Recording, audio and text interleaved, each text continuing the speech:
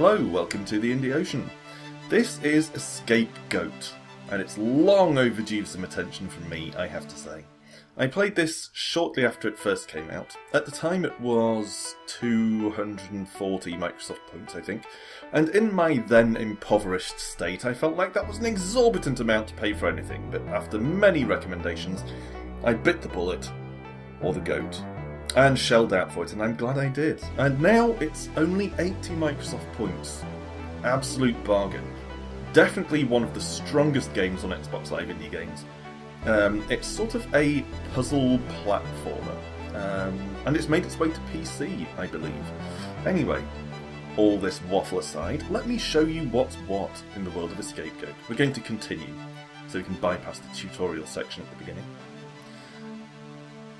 Now you'll probably notice the gathering place. We have this almost Mega Man style stage select thing here. Incidentally, great soundtrack in a Scapegoat. Ian Stocker, the lone developer of this game and others that I've featured, the Soulcaster games, is, I believe, a composer by profession, a game music composer that is. So, as you'd expect, the music is all high quality, and the Scapegoat soundtrack, which you can get from his website, which I'll link somewhere, is actually on permanent rotation in my car. It's that good. Anyway, let's pick a level. We've done some, as you can see.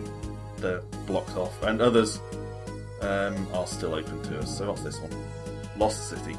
Let's do it! Standard platformer controls, for the most part. Okay, so we need to open the exit by getting as many keys as there are in the room, and we need to do it without getting killed.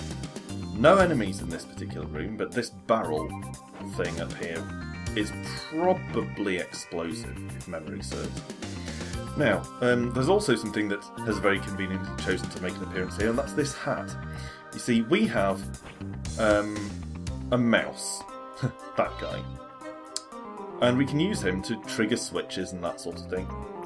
Send him running off like that. We don't control him, he just runs in the direction we send him in. We can stick him to other surfaces like this. Yeah, there you go. But he sort of moves off independently. But if we get this thing, which appears in some rooms, it's a magic hat! Yeah, and then we can actually swap places with the mouse. Observe. Off he runs with his little hat on and... Oops, wrong button. Yeah, there we go. See what I mean? That's one of the key mechanics of this game, and in fact the whole goat and mouse thing is kind of the point. Let's restart the room. Yeah, the whole goat and mouse thing is half the point of this, and if you believe the trailer for Scapegoat, the whole thing is a tale of friendship. Anyway, let's try and solve this room. That's a switch on the ceiling, so let's start by hitting that. Oh shit! Explosive barrel! Explosive barrel! Run! Run! Okay, that didn't work. Charging doesn't help. We can bust through certain types of blocks with this charge, but clearly that's not the way. So let's restart the room. How are we going to do this then? It must be something to do with the hats. Okay. Okay. Alright, presumably we need to trigger those sort of wheel-shaped switches at the bottom. Possibly by busting through some of these blocks. But we need to swap with the mouse, clearly. So, let's send the mouse off on his journey first. And then trigger this, and then go! Will that work? No, not really. Okay, what about... Okay, we need to...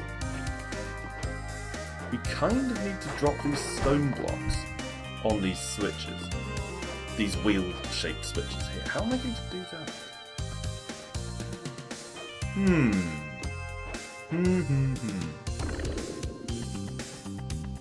Okay. Now, I have actually finished the game before, so I must have solved this at some point. But let's go back to the gathering place, because this is puzzling me too much.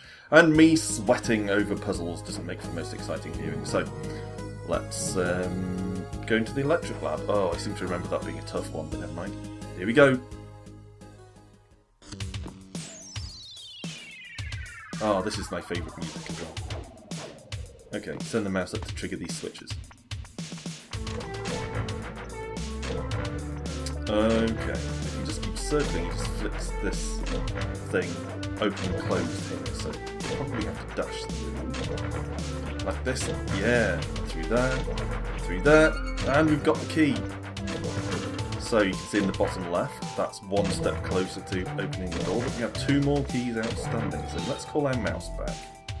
We probably need to use them to trigger this switch up here. And there's one on each side of that platform, so I guess we have them running round and round again. Yes, to alternate these things. Okay. Here we go. Yeah, another key, and then can we get up here? Yep, there we go. Room 1, done. Let's leave. Okay. Oh, okay. This skull thing is a switch. What does that mean? It activates electricity. Okay. So, wait, some of them are going off. Oh, it's that block thing down there. Is that going to circle round, or is it a one-way trip? Okay, it's a one-way trip, so let's restart.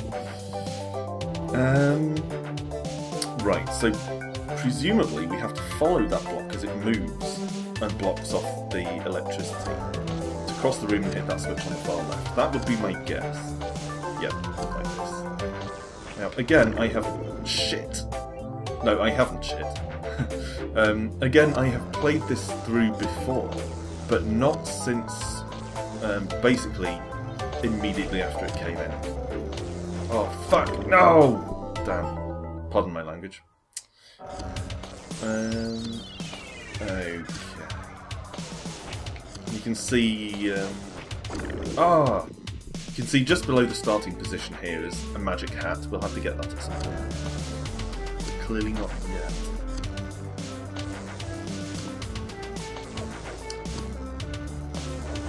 Okay, hit the switch.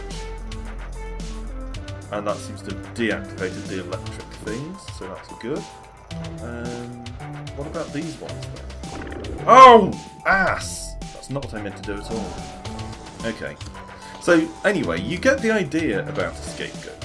If you're into platformers that force you to use your brain, then a scapegoat is probably right up your street. And frankly, for the ludicrous price of a mere 50 or 60p, 80 Microsoft points, it's insanely good value. It's well designed, it's, you know, in terms of gameplay, which is the important thing, it's well designed, but it's also visually well designed and the music is fantastic. So if this seems like something that's remotely up your street, then it probably is, and I would encourage you to take a gamble on it. Scapegoat by Magical Time Beam Games, aka Ian Stocker. I'll put a link below as usual, and thanks for watching. As I say every time, rejoin me the next time when I cover more games and stuff. See you then.